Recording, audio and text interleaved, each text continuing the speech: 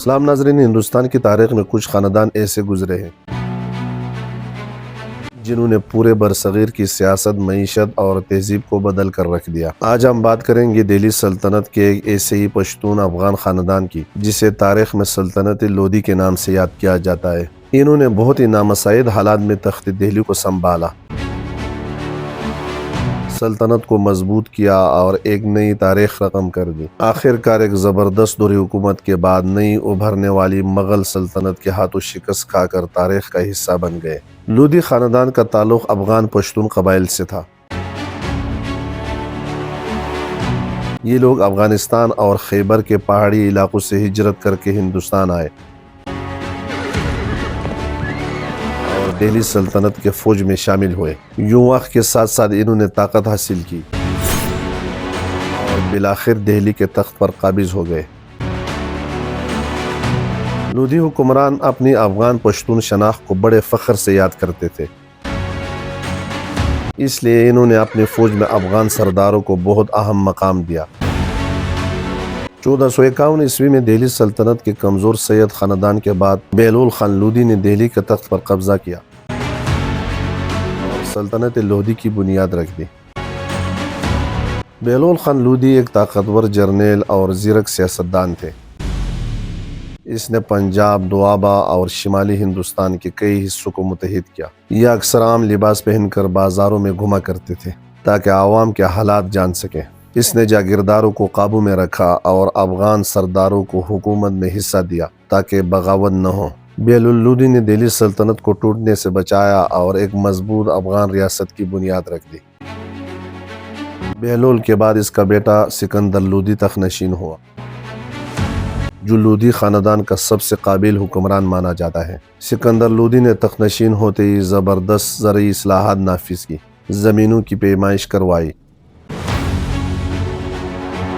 Currency اور tax کے نظام کو بہتر بنایا، کئی نئے شہر آباد کیے جن میں آگرہ سب سے زیادہ مشہور ہے۔ سکندر لودھی ایک صغیر حکمران بھی تھے جنہوں نے کئی ہندو عبادت گاہوں کو مسمار کروایا۔ اس سے ان کی عوامی مقبولیت میں بہت کمی واقع ہوئی۔ سکندر لودھی علم و ادب کا بھی دلدادہ تھا۔ انہوں نے فارسی شاعروں کی زبردست سرپرستی کی۔ وہ شکار کا بھی بہت شوقین تھا اور کبھی کبھار جنگلوں میں ہفتوں گزار دیتا تھا۔ سکندر لودھی کے دور میں دہلی سلطنت سیاسی اور معاشی لحاظ سے بہت مستحکم رہی، جس سے سلطنت عمومی طور پر خوشحال تھی۔ سکندر لودھی کے بعد ان کا بیٹا ابراہیم لودھی تخت نشین ہوا، مگر وہ اپنے باپ جیسا قابل اور مدبر نہ تھا۔ اس نے اپنے دور میں مؤثر افغان سرداروں کو نظر انداز کیا، جس سے دربار میں ان کے خلاف بغاوتیں شروع ہو گئی۔ کئی افغان سرداروں نے ابراہیم لودھی کے خلاف عالمی بغاوت بلند کی۔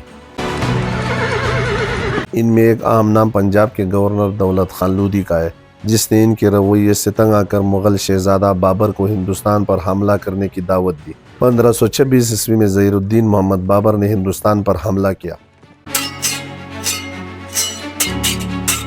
پانی پت کے مقام پر ایک زبردست جنگ لڑی گئی۔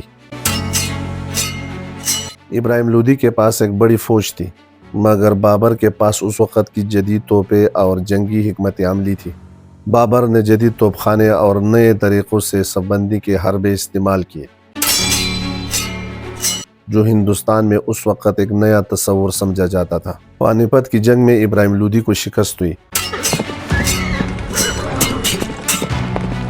وہ مارا گیا اور یوں خاندان لودھی کی حکمرانی کے خاتمے کے ساتھ شاندار دہلی سلطنت کا دور ختم ہو گیا، جہاں اس کے خاتمے کے ساتھ ہی ایک نئی مغل سلطنت کا آغاز ہوا، جس کے بانی ظہیر الدین محمد بابر تھے۔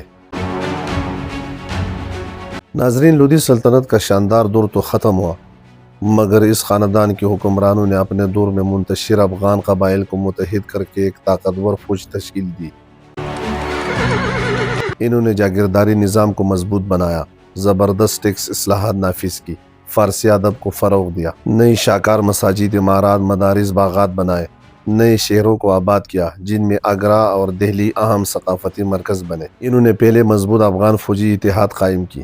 اس خاندان کے قابل حکمران جیسے بہلول خان لودھی اور سکندر لودھی نے بہترین حکمرانی کی داغ بیل ڈالی، زبردست زرعی اور مالی اصلاحات نافذ کی۔ لیکن ابراہیم لودھی کی کمزور اور بے بصیرت قیادت نے مضبوط افغان سرداروں کو بغاوتوں پر مجبور کیا، جس سے سلطنت انتشار کی شکار ہوئی۔ دوسری طرف ظہیر الدین بابر کی جدید جنگی ٹیکنالوجی اور حکمت عملی نے ان کی سلطنت کو آخری انجام تک پہنچایا۔ ناظرین، لودھی خاندان نے دہلی سلطنت کو ایک نئی جان تو دے دی، مگر اندرونی اختلافات اور وقت کے بدلتے جنگی طریقوں کو اختیار نہ کرنے سے ان کی سلطنت کا خاتمہ ہوا۔ ان کے زوال کے ساتھ ہی ہندوستان میں مغل دور کا آغاز ہوا، جو آنے والے کئی صدیوں تک ہندوستانی تاریخ پر چھائے رہے۔ ناظرین، اگر آپ کو برصغیر کی تاریخ، اسلامی سلطنتیں اور عظیم حکمرانوں کی دلچسپ کہانیاں پسند ہیں تو ہمارے اس چینل کو ضرور سبسکرائب کریں اور ویڈیو کو لائک کریں۔ نوٹیفیکیشن کا آئیکن ضرور دبا دیں تاکہ آپ اس طرح کے مزید جامع تاریخی اور معلوماتی ویڈیوز سے ہمیشہ مستفید ہوں۔